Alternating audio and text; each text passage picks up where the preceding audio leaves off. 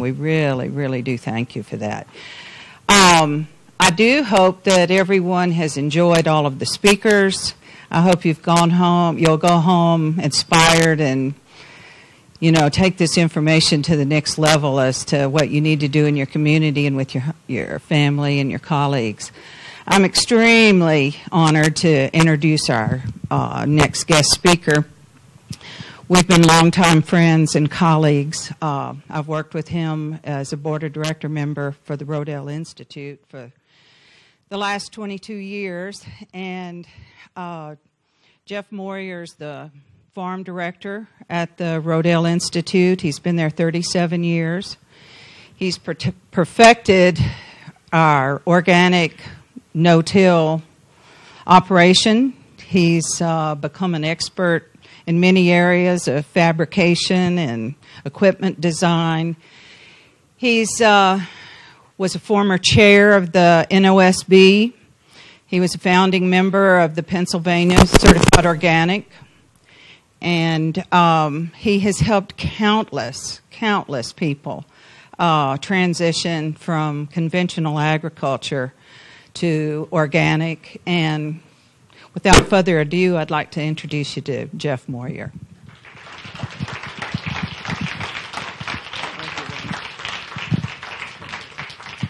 I'm going to use the other one.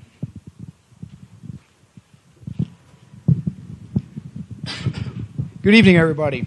Everybody can hear me okay if I hold the mic like this, I hope? Yes. Good. You can't. Tip it in. Eat this.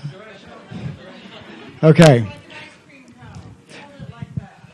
If I fade away, just give me the signal and I'll get back on track.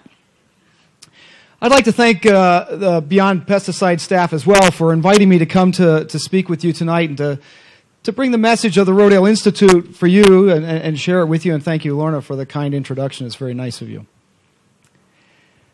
Tonight, I decided, when you give a keynote address or you think about who you're going to talk to and how you're going to talk, you really want to plan things around. And then Jay said, well, it's going to be Saturday evening. People are going to have been eating. They're going to be drinking. Then they're going to be drinking. And he said, I know some of them, they're really going to be drinking. And you've just sat through a day or a day and a half of some intense meetings, and there's like just a boatload of information. So what I wanted to do tonight was take a little bit of a different track and take you on a little bit of a journey into our food system. Now, there's a couple of ways that we can take a journey. One way is you sort of go to one spot and you plant yourself there and you kind of get in depth and you learn everything there is to know about the area or the subject matter. The other way you can take a journey is you sort of hop on a bus and you go around, you see a whole bunch of things, and you take snapshots along the way, and then you find out what you're really interested in and go back later to get in depth. The latter is what I've chosen to do tonight. So we're going to get on a bus, we're going to take a little journey through the food system, we're going to recap some of the things that you saw in the last 24 hours or so, which isn't all bad. You're going to hear things more than once. You did that already today. We've heard several things over and over, and you're going to see some of that here. But I think you're going to find some new things and then hopefully some information about what we're doing at the Rodale Institute. And then afterwards, I guess we're going to have some questions after the panel discussion. So if you can hold your questions, we'll get through this presentation and talk a little bit about the food system. Now, whenever I start thinking about giving a presentation, I always want to go back and kind of look at people who are far more intelligent than me and maybe had more time to think about these things. And so I just went online and got this quote from Thomas Jefferson because he's one of my favorite people. And you can read it as well as I can. But what Thomas Jefferson is really saying is that everything that we do, everything that we think about as farmers, has to be connected to the soil. If it's not connected to the soil, it's not part of what we should be doing in our food production system. And then I go to our founder, J.I. Rodale, who in 1942 or 1941, I'm not sure which year, I wasn't there, regardless of what my kids think, I'm not that old. But he scratched these words on a blackboard. He said, healthy soil equals healthy food equals healthy people. I don't think he knew how profound that was, how that changed your life and my life by him just thinking about those few words. Because what he's saying there, and what Lorna failed to mention, is that while I am the farm director of the Rodale Institute, I'm also a farmer. I have my own farm at home. My son and I farm about 200 acres. We have a 40-cow certified organic dairy operation. We ship to Organic Valley. I doubt you drank our milk because most of it stays on the East Coast, but we do ship to Organic Valley. But what he is saying is it's important that we think about the soil, but as farmers, our job is not to produce food. Our job as farmers is to produce healthy people. Wow, that's a challenge. Now, we use food as a medium to do it, and as farmers, we do work with the soil, so those are the tools we use, but that is not the goal. So if as a farmer, if my goal is to produce healthy food, I've missed the boat. That's not enough. We have to think about the people. And in fact, J.I. Rodale, it's a little hard for you to read, but J.I. Rodale wrote his first magazine called Organic Farming and Gardening in May of 1942. And it just so happens that I have my copy with me. It is available online, and you can print it off online if you want to, or you can buy one of these fancier little reprints. But I'm going to take the liberty of taking a few minutes of your time and just read to you some of his words that he wrote in May of 1942. And I should mention that he charged 10 cents for this, and he said that if you sent him $1, he would give you a 1-year subscription to organic farming and gardening. He got $6, is what I understand. And he took those $6, and from that, he built Rodale Press. That was his first publication that actually made money. He had bought a list and mailed it out. I don't think he made money with $6, but you get my point. Anyway, in here, he was writing an article about organic farming, and he says, plant growth depends on a bacteriological process in the soil, and in this process, there is a certain relationship or cooperation between bacteria and certain fungi called mycorrhiza. These two work as a team in feeding the organic matter of the soil to the roots. In the presence of artificial chemical fertilizers, the efficiency of these bacteria and mycorrhizae are greatly reduced. Then he also said, it's rather paradoxical that the medical profession and its thousands of scientific workers are spending so much time measuring the amount of vitamins and minerals in various food products and formulating interesting principles regarding their application to health problems, yet disregarding the basis or foundation of the food products. Plants are not like money, for example. $1 bill always means 100 cents. But two different pea pods, each representing the same weight, do not have the same amount of vitamins and minerals. One of these fine days, again, this was 1942, one of these fine days, the public is going to wake up and will pay for eggs, meat, and vegetables according to how they were produced. A substantial premium will be paid for high-quality products such as those raised using organic methods. That was 70 years ago he said that, over 70 years. How prophetic was that? Here we are sitting here talking about that in Mass. So from 6 people, it went to that. So as we think about what we're going to do tonight here and where we're going to take our journey, we have a compass. We have a challenge set in front of us to go into our food system. So let's take a quick look at our food system. And I would argue that our food system is broken. We've been talking about that for 2 days. We have a broken food system, and it's broken for one main reason. The reason it's broken is that all we consider as farmers is the yield. In fact, some of you heard Dr. Warren Porter talk today. We had a project with Dr. Warren Porter a few years ago, and one of the things he wanted us to do was get some GMO corn from the same soil type that we were producing our organic corn, because we don't grow GMO corn. And so I went to one of our neighbors and I said, hey, can I get a bushel of GMO corn? And he said, sure, but why do you want it? And I said, well, we're doing this study with Dr. Warren Porter, and I explained the whole thing. And he said, well, I tell you what, I can save you all the time and energy and tell you right now that your corn's better than mine. And I said, well, how do you know that? And Keel's a great guy. He farms about 1,800 acres of corn and soybeans. He said, well, my corn's not as good as my grandfather's, because my grandfather used to keep very meticulous records of what he fed his beef cattle. And he said, I have to feed 20% more to get the same daily rate of gain that he got 40 or 50 years ago. But he said, the fact of the matter is, and he said, you, meaning you, and all the yous out there in the world, don't pay me to produce high-quality products. You pay me for yield. I get reimbursed for tonnage of yellow stuff that we happen to call corn. And as long as we tell farmers that's what we're going to reward them for, this is the kind of food system we're going to get. Farmers who farm cattle do not like to do this, but we force them to do that. People who raise chickens actually sort of like chickens. They don't want to jam them in these boxes, turn off the lights, and let them peck their eyes out. That's not what they want to do, but that's what we're telling them to do. And we all saw this information earlier today as well. When we talk about, this happens to be atrazine, atrazine poisoning of wells. What did the EPA do a few years ago when they realized that all these wells were polluted with atrazine? Anybody know? Yeah, they changed the standard, exactly. They said, oh, well, if we just adjust what part per million we consider contamination, all those wells are now clean. Simple. And this one I want you to pay a little bit of attention to because we're going to talk about it later on in the presentation. Happens to be Iowa, 2008. I tell everybody, if you want to buy Iowa farmland, go down to the Gulf of Mexico. There it is.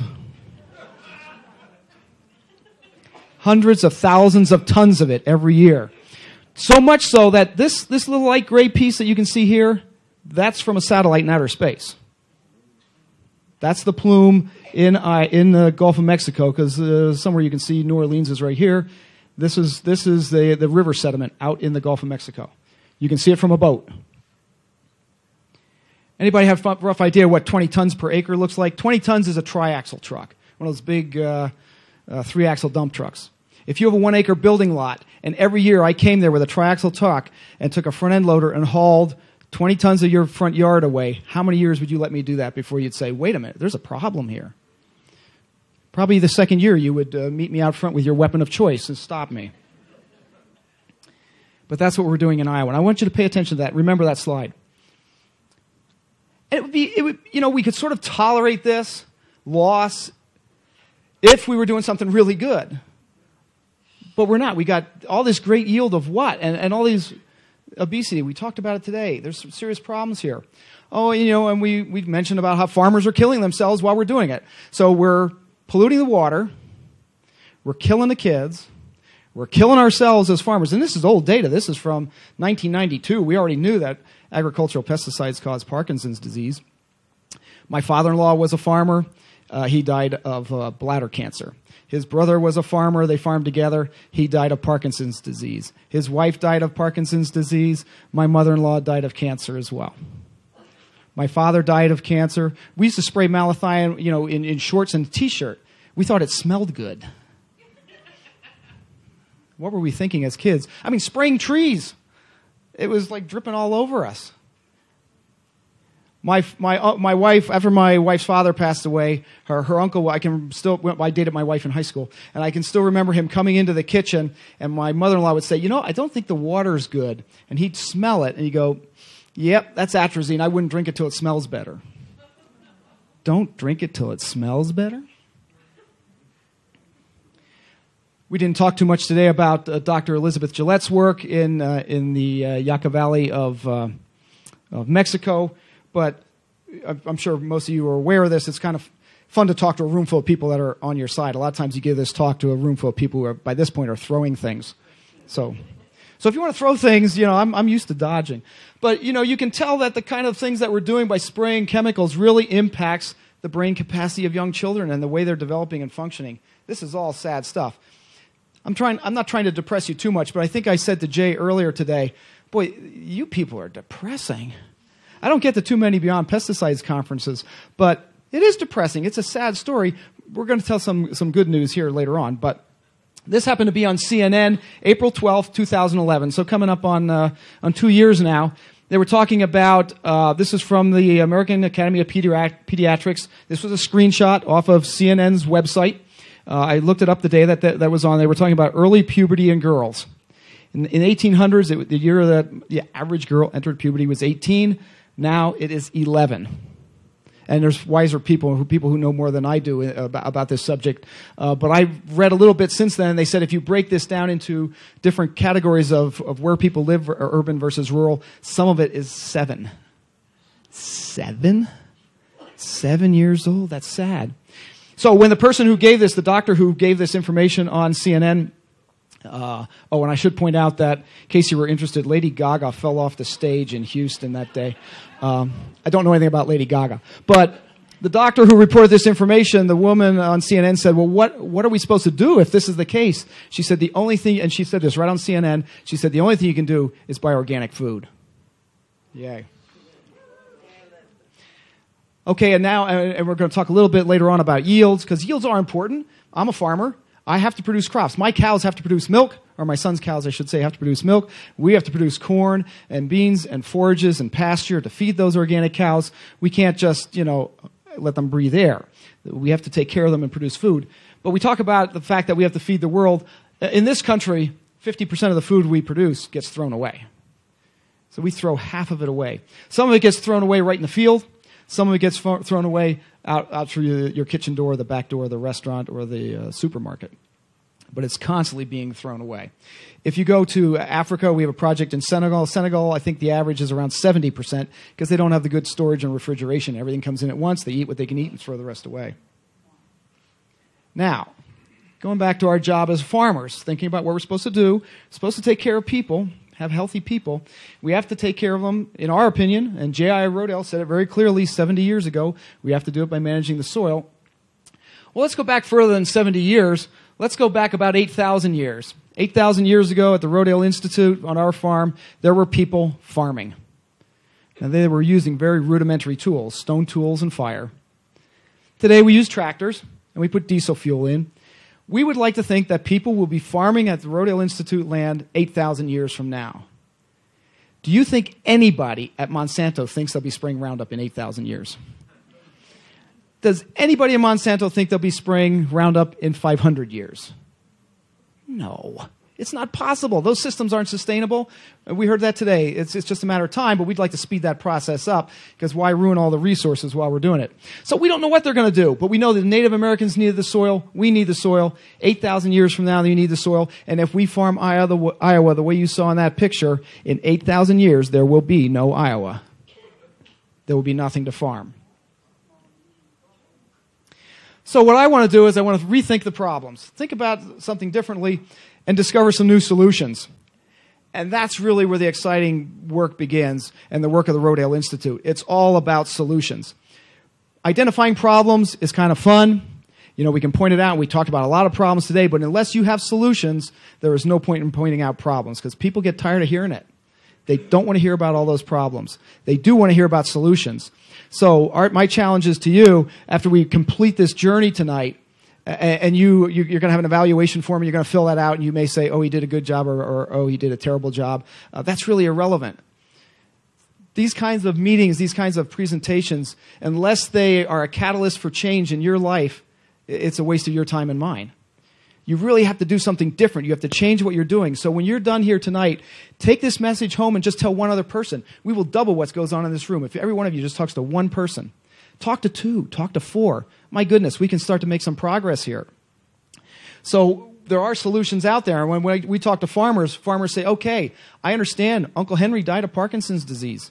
I'm doing it wrong, but what am I supposed to do? I go to the extension office. They go, well, you could try that organic crap if you want to.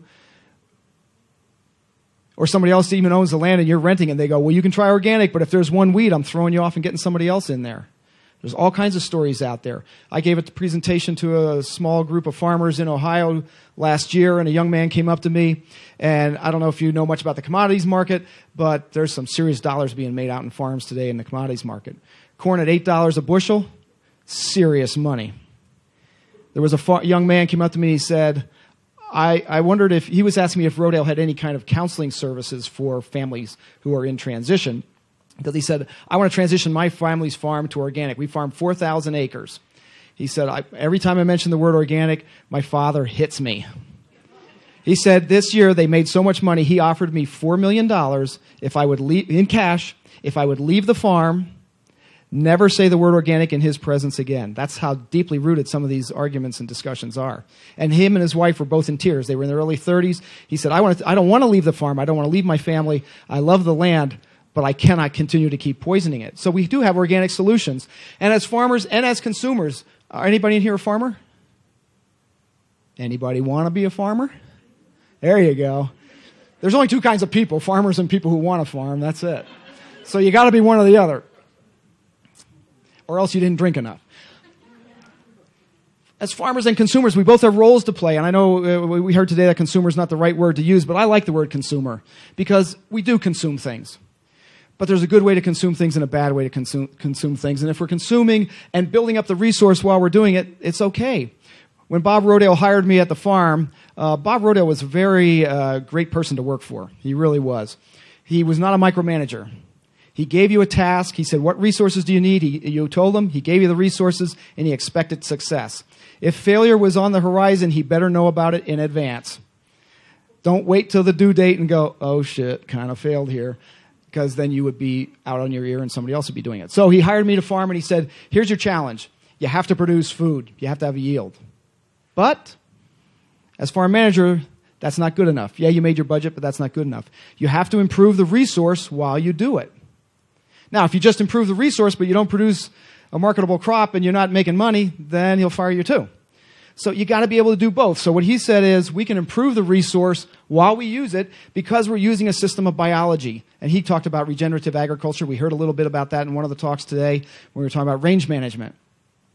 Regenerative agriculture. He said organic is not good enough. We heard that organic is a floor, not a ceiling, and that's right. And he said we need to, go beyond that. And we use the word here in the title of the workshops today about sustainability, and sustainable and sustainability. I think are really poor words. I sit on the Leonardo Academy's ANSI committee for developing rules and regulations and standards for sustainable agriculture. Sustainable is a terrible word. If somebody asked you, if they said to you, okay, how's your relationship with your spouse? And you went, oh, it's sustainable. People wouldn't say, that's great, good for you. It has to be getting better all the time or it's not worth putting your time in.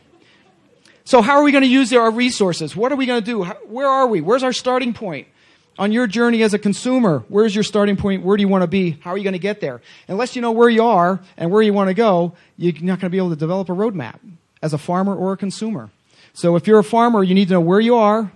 Where's your farm at today? Where would you like it to be in 10 years? Now you can develop a roadmap. But until you start asking the right questions, you'll never get the right answers. We know these systems can work because they're based on science. Not the science of chemistry and biotechnology, legitimate sciences, granted. But so is biology. And Bob Rodale said these systems work because they're based on biology. He was an avid bike rider. He built a velodrome in Pennsylvania for the Olympic bike team to train at. And he said, when I ride my bicycle, the only thing that wears out is the bicycle.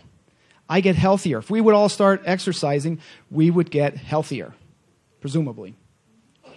By the same token, if you were all Olympic athletes, it's a stretch. In fact, I don't see any, but I could be wrong. But let's just say you're all Olympic athletes, and you laid on the couch for 8 months out of the year, did absolutely nothing, and then got up and said, oh, time to perform. How well would you do? That's what we're asking the soil to do in conventional agriculture. Some of you may have seen the book, The Browning of America. I flew across the country the other day to get here, and it is brown. It's a little green around here because it's a little warming up, but it is brown. It's not supposed to be brown. Illinois is not supposed to be brown. Ohio is not supposed to be brown. Pennsylvania is not supposed to be brown. It's supposed to be green. As soon as the snow melts, it should be green.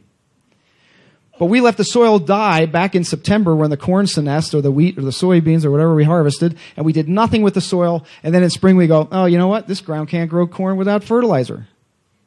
Everybody's not here? It's like, no shit. How could it not?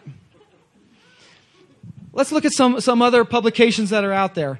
I should confess, I got an email once because I said the word shit in a presentation in New Jersey, and the person said, do you know you said the word shit? And I was offended.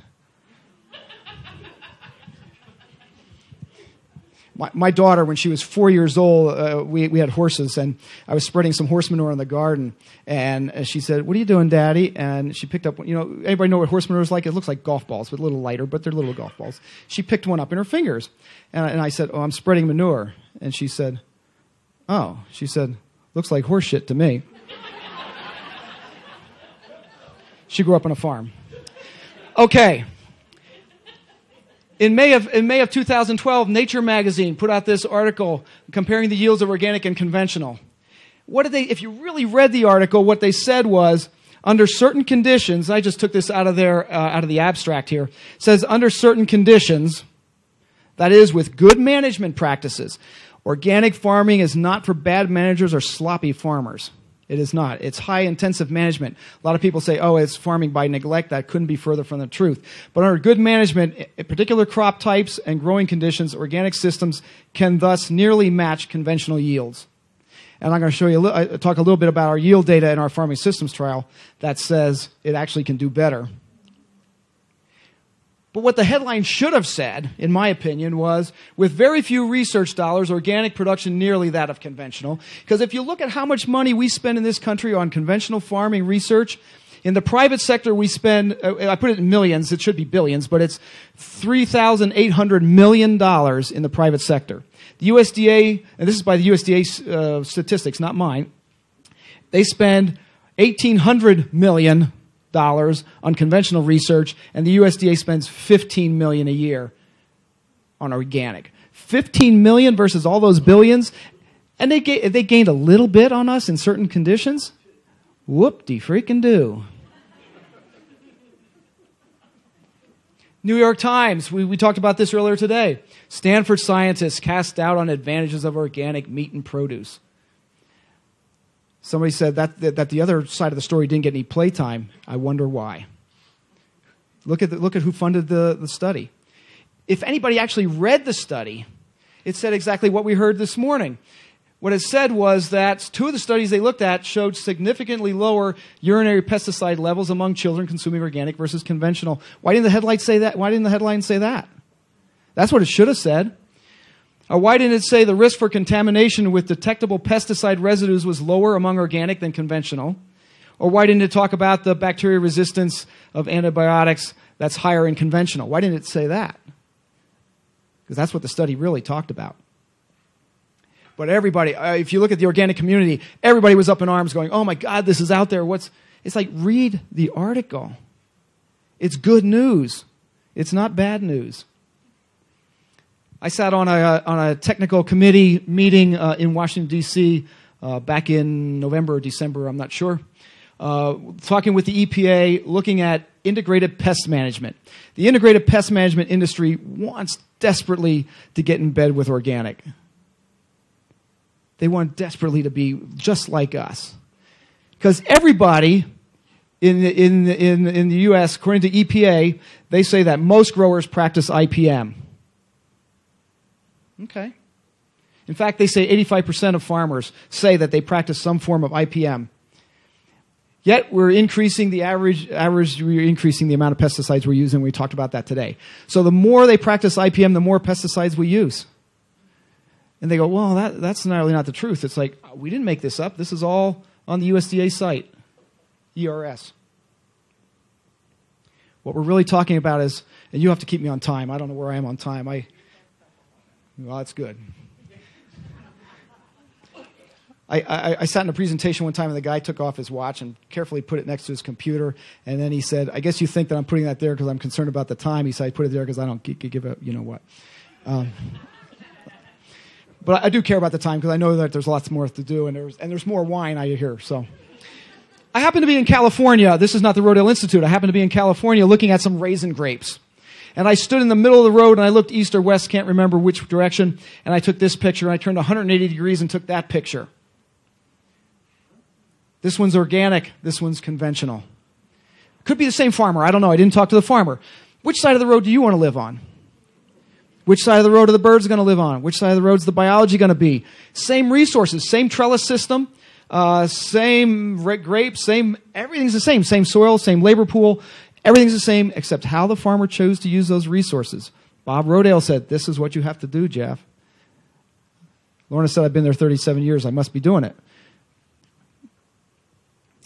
So how are we going to farm? How are we going to change America? How are we going to change the world and move us from that one side of the road to the other? That's our goal at the Rodale Institute. That's our challenge. That's the work that we do. We have a systems trial in place that's been in there for 32 years now. We call it our farming systems trial, where we're comparing 3 different major systems, and within those systems we have split them now based on tillage. But we have an organic system that uses animals, because back in 1980, when we started this project, actually we started in 81, but based on a study by the USDA that said, nitrogen is going to be a limiting factor in organic farms. Why? Because organic farmers need manure. There's not enough manure, so everybody can't be an organic farmer, I'm sorry. So we said, well, let's assume that's true, and we have a system based on legumes as a nitrogen source, and then we have our conventional friend here based on chemical nitrogen. And this system, we follow all the rules and regulations that Penn State sets out for us. So when we're going to spray something, we call Penn State and say, what's your recommendation for this? And that's just what we do. We don't make that one up. So there's no reason for us to say that this system is not going to do as well as it could. But we don't just look at yield. Remember, our food system is broken because all we do as farmers is look at the yield. We look at yields. Again, we have to make a living, but we look at soil health, water quality, energy analysis, economics. We look at all those pieces, and when we start to put things together, we come up with a really nice picture. Think back earlier in the presentation where you saw Iowa in the Gulf of Mexico. Why is Iowa heading to the Gulf of Mexico? Not because we're farming it. It wants to go to Mardi Gras. Last night you had 2 glasses of wine, one in each hand, and you're doing it. Mardi Gras will be in about 20 minutes over there, right? Okay, this is a famous picture that's out there. This is Dr. Ray Weil holding 2 clumps of soil from our farming systems trial taken about somewhere between 5 and 10 feet apart from each other in the field. There's a 5-foot buffer between the plots. Organic, conventional. Interesting, you see the colors, the pictures. Look what happens when we put them in water. Why is Iowa running down the river and heading into the Gulf of Mexico? Not because we're growing corn, but because of how we're growing corn. Remember, Bob Rodale said, you can grow all the crops you want, and you can improve the resource while you do it because it's not sustainable. We're not sustaining anything. We're regenerating it. Here's the organic soil. Same soil type. These are not different soils from different farms. These are 5 feet apart from each other. You look what happens when you dump them into water. Why does one resist drought? Why does one grow crops better? Why is one more stable, more biologically active? Why is one on one side of the road and one on the other? Look what happens when you put this soil into water. Why does it run down the river? Because we've killed it. It has no choice. There's no glomalin in there. You can see here, we talk about glomalin. The mycorrhizal fungi are not able to do their job. They're dead in here. J.R. Rodale talked about mycorrhizal fungi in 1942. 70 years later, we still don't get it as a farm community. Let's talk about some energy in these products. I just picked a couple of slides because remember, we're just taking a bus trip around. We're not going to go in depth on anything. But let's just look at corn, for an example, because we grow corn all over the country, all over the world. Let's look at some energy that it takes to produce these crops. And I'm not an energy engineer, so I couldn't tell you what a megajoule per hectare per year means. And don't ask me to do the calculations. But I am smart enough to figure out some basic numbers. And if you look at conventional tilled corn, it takes 17,000 of these little jiggers here to grow a crop of corn in an acre. If we can do organic no-till, we can cut it in over half. What do we go to war over? What do we fight over all the time? What's in limited supply? Energy. And why is that? Well, look how much energy it takes to produce nitrogen fertilizer. Remember the stuff that they said we can't farm without? I got news for you. They're going to have to learn how to farm without it because it takes a lot of energy to do that. Let's look at some budgets. Remember, we have to make money as farmers. I have to make money at home. You have to make money at home if you're farming. If we just look at this line right here, and let's just pick a low number, 100 bushels per acre. If we averaged 100 bushels an acre across the United States, and this data was taken from 2008 through 2010 when corn prices were rather low. You can't see it down here probably, but it says $4.15 a bushel. That was what it was back then, and that's the number that we used. So you would just double these numbers, but you would double the organic ones as well. 100 bushels per acre. In an organic then we're getting over $500 an acre, and in the conventional systems, we're losing money on every acre of corn we plant in this country. And then people will say, well, how can we do that? Well, we subsidize it. You don't pay for it when you buy food. You pay for it in your taxes, and then we give it to farmers. And then we subsidize the ethanol production, and so we pay them again, because who do you think owns the ethanol plants? The same farmers that grew the corn. I sat in a meeting with the Corn Growers Association, and they laugh at you. They laugh at me. They think we're idiots, because we are idiots. Because Yeah, I was telling Lorna earlier today, my son got in a fight when he was he's 26 now, but when he was a little boy, he got in a fight at school, got in trouble with the principal at school because he called a little boy a bad name. And when he came home, I said, "Why'd you call him a shithead, Warren?" He goes, "Well, Dad, you don't know him. He's a shithead." Well, we're idiots because we pay these people millions and millions of dollars to screw things up, and they're laughing all the way to the bank. Why is this? What that whole nitrogen thing? You saw how much it costs to produce nitrogen there. That number up there. We can use a little bit less nitrogen in this no-till system because you can see we added a cover crop to it. We hybridized the system. If that vetch wasn't in there, that number there would be 9,875 as well. 2 minutes. That's it. Yeah. Good luck. We know that we can produce all the nitrogen we want. If you paid attention in junior high chemistry, you should remember that 78% of the air we breathe is nitrogen. There are crops that will fix it for us for free. I got to speed the bus up. FST summary.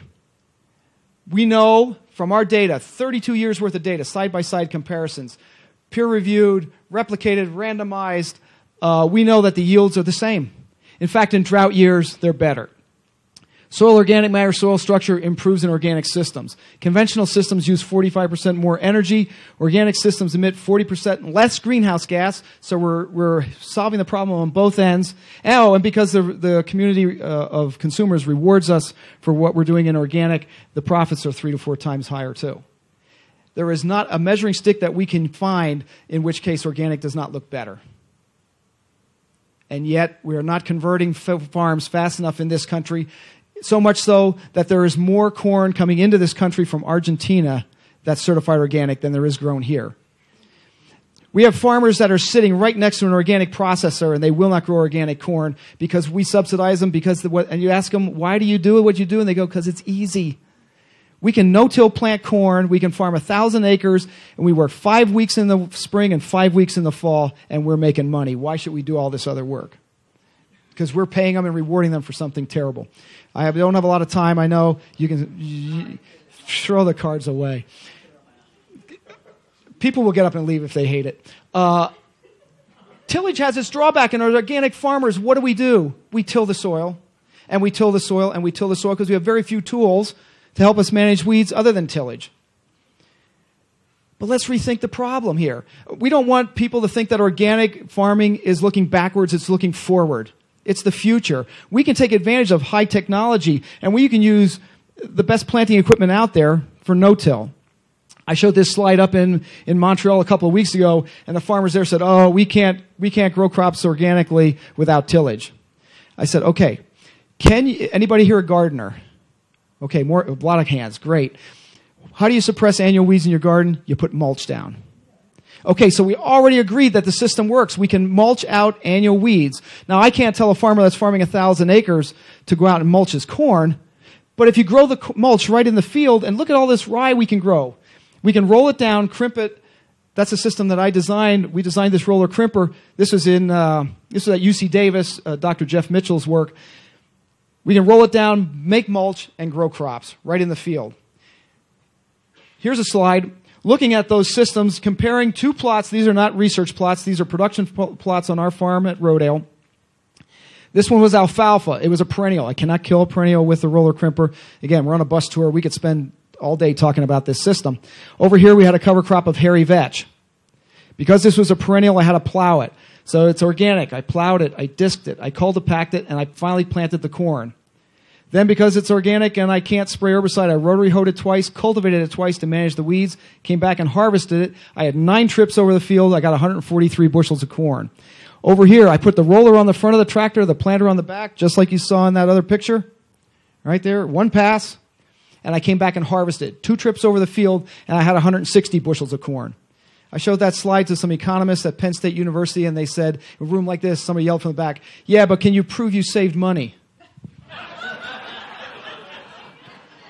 I said, no, it's not a research project. I didn't collect data. But there's fewer weeds here with less work. We know we can manage these systems. It's just a matter of putting our brains together and making it happen.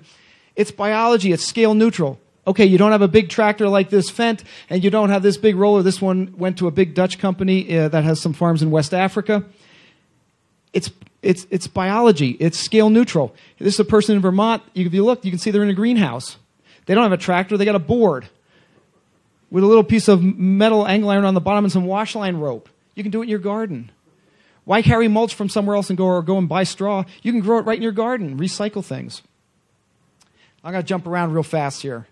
I just wanted to put this up here because we talked about feeding the world. I was at a meeting at the USDA not too long ago, about a year ago, and I said the word shit there too, because they made me mad. But they told me that organic farms can't feed the world. Here, one of our sister organizations here, World Watch Institute, says that this study that was done by the University of Michigan, I don't know, Catherine. Bagley? Yeah. What she said, if they run the computer models and they look at two different systems, they ran two different models, but if they use the most reasonable scenario, we can produce twice the number of calories that we're producing today using organic systems. We can outproduce conventional agriculture, and that's because if you look at third world or developing nations, over here she talks about developing nations, organic systems are the only systems that work.